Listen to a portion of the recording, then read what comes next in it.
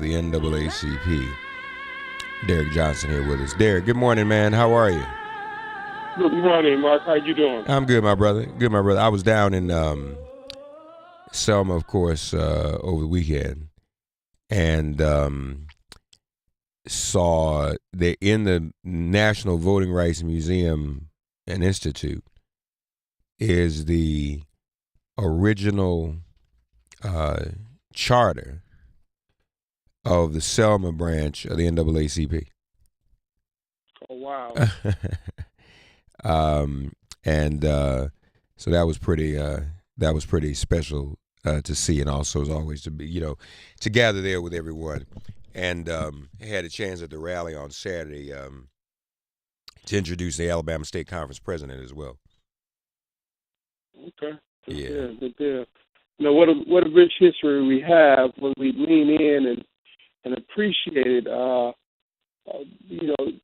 Just thinking about when you said the charter of the Selma, Alabama NAACP, and it was in Alabama that Ruby Hurley, as regional director, a woman who was strong and strategic and feisty, had to be escorted out of the state in a car trunk because she defied the then governor, and we refused to turn over our list. Our regional office was originally in Birmingham, but we were banned out of Alabama because they were organizing.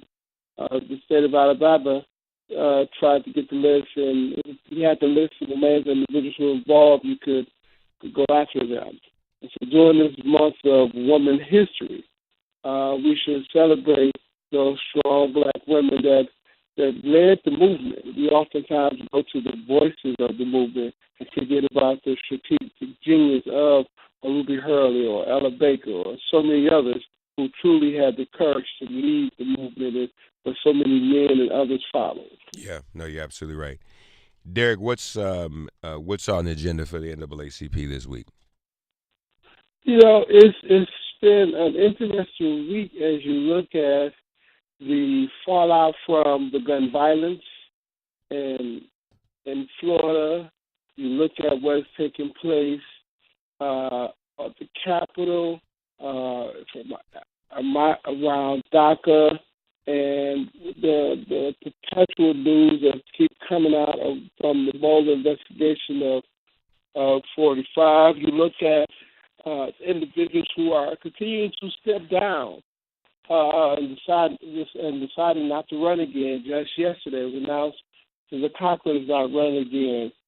There are over 30 elected officials who are up for re-election this year or have decided not to run this year. For the NAACP, is about planning for November's election. And I say it every week because elections matter. Rallies and demonstrations and protests, they make people feel good, but the outcome of the election determines public policy. And so for us, we still ask people to take the pledge and text NAACP to 40649, NAACP 4649, because unlike any other time in recent memory, we can and will have the impact on the outcome of the election across the country. No one would have predicted this time last year that we would have had the ability to elect a senator out of Alabama that would be more responsible to the needs and interests that we all hold as a people across the country. So that's always our agenda every week, every day. So the speaking of Mississippi, where you're out of, I mean, is there any possibility that a state like Mississippi could go the way Alabama went with Doug Jones? Could a Democrat win Mississippi? In Mississippi? For the South, the former Confederacy, you look at the state's population, it's where black folks are concentrated. Over 54% of all black folks live in the South. and in Mississippi, you're talking about over 38% of the state's population is African American. 42% of the state's population is minority. Mm-hmm. So if we turn out when we need to turn out, we win. Black folks in Mississippi outvote whites during presidential election. If we get a presidential election level turnout during a midterm, it is possible that a lot of things that people don't predict currently can happen. Alabama, with a state with close to, I think, over 25-30% African American population. South Carolina, about 32% population. Louisiana, it's the black belt of this country, and we can have an impact.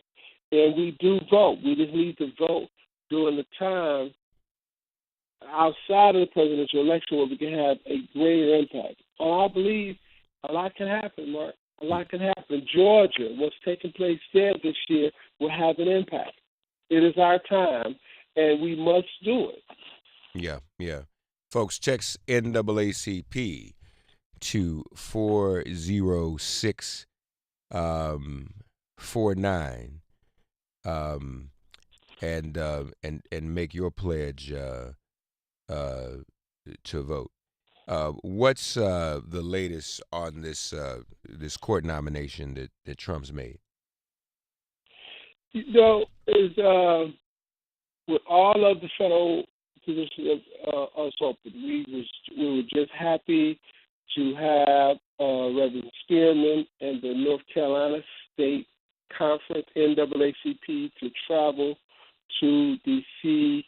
They had a press conference, and a delegation of over 50 individuals from North Carolina went and visited senators to ask them to not support the nomination of Thomas Farr.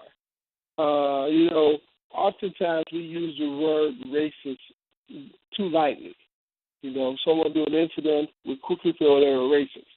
But I can tell you, to call this nominee a racist, it is factual. He's an individual that has literally lied in front of the Senate during the hearing during the time when he was nominated before.